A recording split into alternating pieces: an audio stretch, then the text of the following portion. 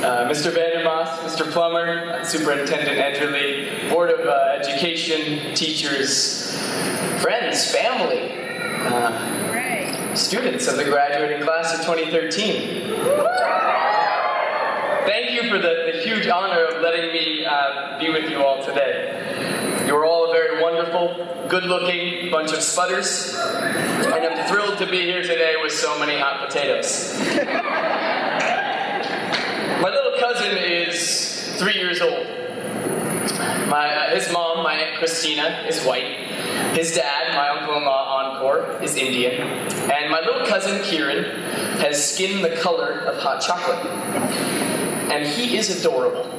I'm talking like diaper commercial cute. If GQ had a magazine for toddlers, my little cousin Kieran would be on the cover with like a 5 o'clock shadow and a fedora. This kid's cute. And not only is he physically adorable, but he's at that perfect age, parents you know, where he says and does ridiculously cute things. For example, a month ago, he had his first day of t-ball practice. He just barely made the cut for the under 5 team, and most everyone on the squad is a year older than him. He's wearing a youth small baseball shirt that comes down over his knees, and a hat that comes down over his eyes. Let's just say he's ready for the big leagues. And it's the very first practice, time to go over the basics.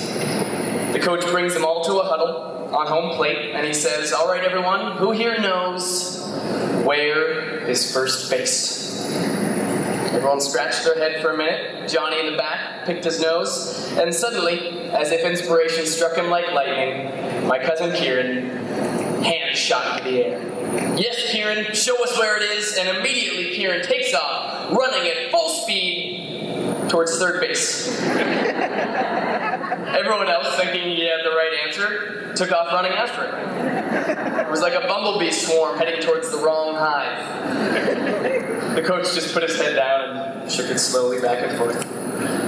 He spent the next hour explaining in detail how each of the bases worked. Here is home plate. This is where you stand and hit the ball. Now, if you hit a single, you're going to run here to first.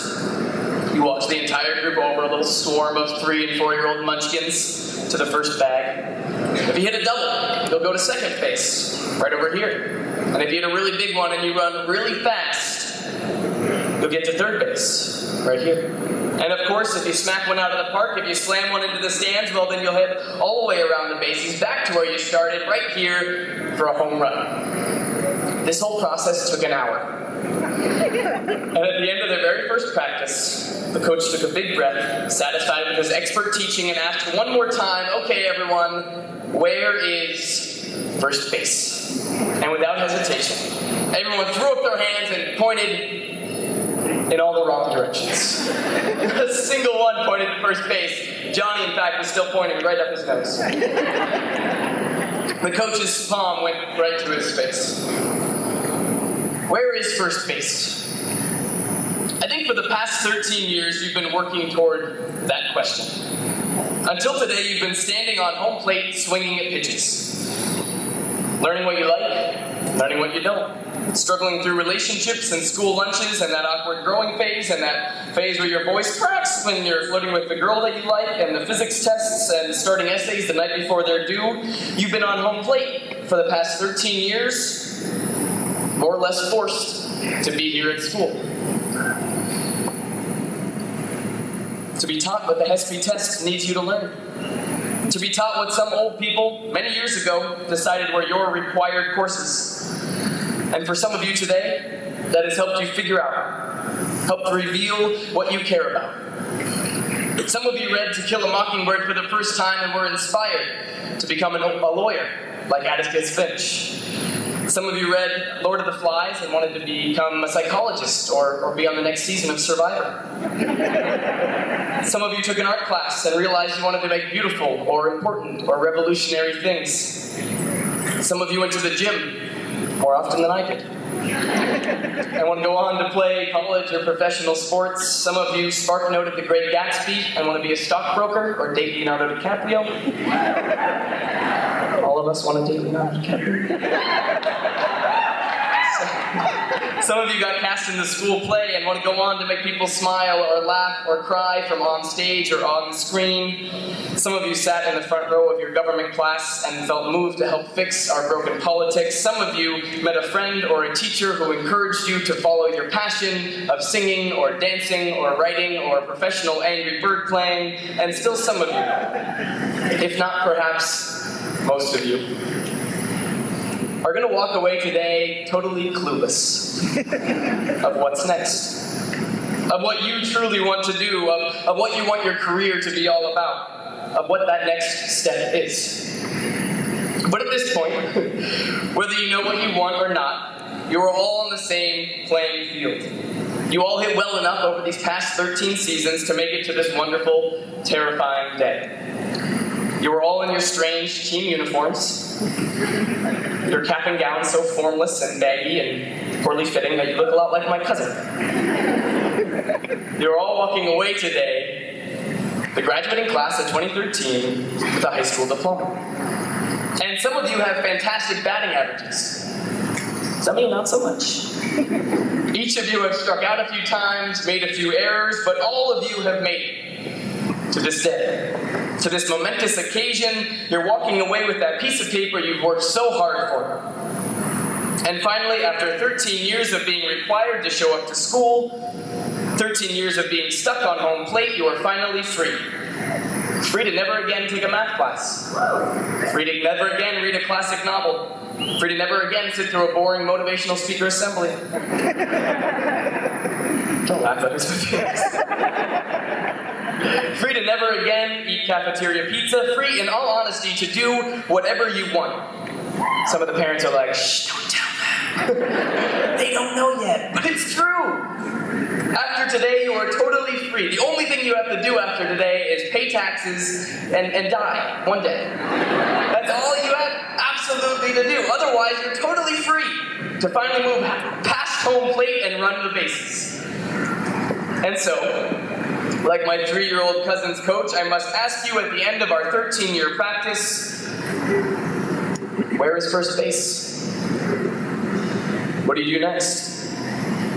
As of today, you have nearly full control over who you spend time with, what you do with your day, which people you help, the relationships you build, the things you create. Your life is no longer steered by first to sixth period, by your teachers, by your report card, by your extracurriculars, by your essays. Your destiny from this day on is yours to define, so what are you going to do?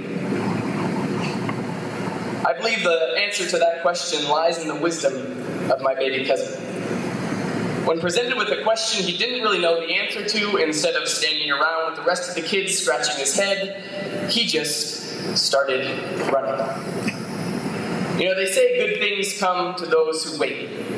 But quite frankly, I look around our world and I see far too many people waiting for something to happen. Waiting for the answer to be given to them, waiting for happiness or fulfillment or success to just one day show up. Some of you know what your next step is, what you want to do.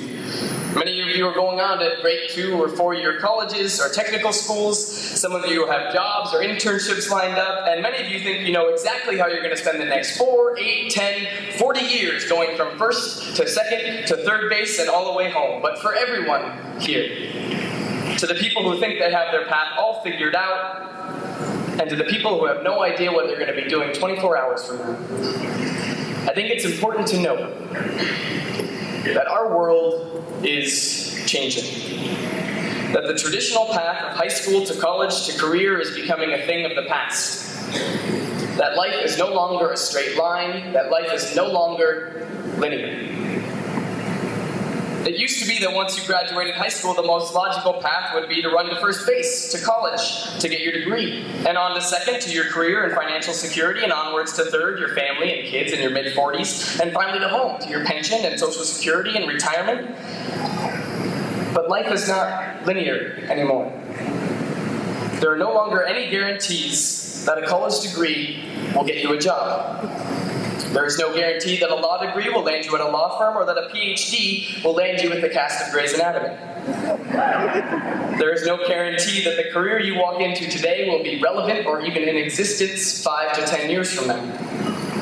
There is no guarantee that you retire at 65 and a half. There is no longer a roadmap, a checkbox, a series of bases that if you run will bring you where you think you'll go. Today and the future is less about our ability to get to first base and more about our ability to run head first into problems and solutions and creations with a willingness to fail and a flexibility to adapt and the grit to embrace change. Our generation's task is not about running the bases. It is about redefining the bases. It is not about waiting for an answer to show up. It's not about waiting for good to happen. It's about creating good in this world. And that reality is all at once incredibly freeing and poop your pants terrifying. Without a predetermined course, without a guarantee of what's next, without baselines to guide you, what the heck are you supposed to do? And if that question scares you, good. It should. But just because you're scared doesn't mean you have to be unprepared. You see, I sat where you sit today 6 years ago, and I thought I knew exactly what I wanted. A year after high school, my dream was coming true. I was running the bases. I was working in LA on a movie set, trying to become a famous actor. The movie was a bad ABC Family original with Lindsay Lohan called Labor Pains. I had always dreamed of being an actor. My name in lights, my own TV spin-off, keeping up with the Kraft Dashmans, they call it. Famous just like Lindsay, only without the red hair and rehab. It wasn't too long, though. After watching the desperation of the paparazzi, the frustrated grumbles of cigarette-smoking directors, and the sadness that was at times Lindsay's Hollywood story, that I realized that fame wasn't all it was cracked up to be. One day, while shooting at an old, small apartment complex outside of Burbank, I was chatting with one of the extras when a little boy and his mom came home with grocery bags. The mom with one in each hand, the boy with 3 on each arm. Their apartment building had been overrun by trailers, by cameras, $100,000 trailers. Amidst all this excess, all they wanted to do was unload their Cheerios. And so I watched as this 4-year-old boy and his mom walked into their first floor home and unpacked each bag. Campbell's soup, chicken of the sea, carrot sticks, a gallon of milk. As the mom went to lift the milk from the counter, the boy leapt into action, a lot like my baby cousin. "No," he shouted, "I want to help." He skidded across the linoleum, planted both hands firmly high above himself on the counter, and hoisted himself, arms wobbling until one knee could slide onto the countertop. I know you all had that method to get to the cookie jar. There he was. He stood up victorious, grabbing at the gallon. As he slinked down, I watched him as the entire right side of his body was weighed down by this gallon of milk. His tiny arms straining, I watched amazed as this little guy charged the fridge with a huge, single-toothed grin on his face. And I didn't understand. This should have been a chore. I hate putting away groceries. But there he was, waddling at full speed toward the icebox. I've never seen someone so excited to help. When I finally peeled my eyes away from this kid, I looked around and I saw my world again. Grips grumbling while they lugged boxes around the set. Paparazzi grimacing while they reviewed their shots. And the set medic checking his Facebook with the empty hope of new notifications. Why was everyone so sad? A lot of these people were just like me. They had dreamed about getting to first base, about working in the movie business, and now there they were doing it. Unhappy.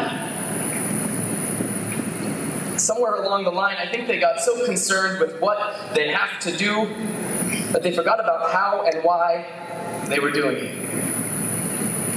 There's a lot of joy to be found in carrying a gallon of milk.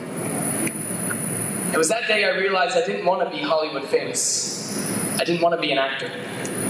I realized that fame isn't always about flashing lights and limousines. There are some people who are famous, perhaps only to you, and the significant impact they've had on your life. They are famous in our memories, the people who have made us feel loved or unloved. The people who have taught us profound or silly things. Who have a starring role in helping us become us. 5 years later, that kid is still famous to me. I think about him often. About the thrill and excitement and joy he had to serve his mother. About his mostly toothless smile. About his sagging arm weighed down by a gallon of 1%. And whenever I feel lost, or frustrated, or bored, I try to remember that kid. I try to remember the joy he had for helping, for serving. I remember that I can always fall back on the simple question, how can I help? Life is not linear anymore. Today is the start of your free life. Your choices are endless, your paths are infinite. It will be at times incredibly confusing and endlessly frustrating. Failure is a guarantee. But no matter what you do, whether you know that today or not, you can always, and should always, ask yourself the question, how can I help? Life is not linear anymore. Our generation has the amazing opportunity to reshape this world, to redefine our culture, to work towards environmental, political, economical, and social good. If you get your college degree, ask yourself, what can I do to make this world a better place? How can I help? When you are stuck and don't know which way is first or second or third, go to your family or your friends or your local school or YMCA or food bank or city council meeting and ask, how can I help? Because the truth is, this world needs your help. This world needs our generation to be different, to go out there and do good things. And if you ask how you can help enough, I promise you will always have something to do, somewhere to run head first. And the more you run, the more you help others, I think you'll discover the more you help yourself. I want my family, my life, to be measured by the number of people I help, the number of gallons I carry. Because it's not about happiness. It's about the pursuit. It's not about where first base is, it's about how you get there. The people you help along the way and how willingly you run head first in all the wrong and right directions. So go, class of 2013. Run hard, choose love, do good, and help this world. Thank you.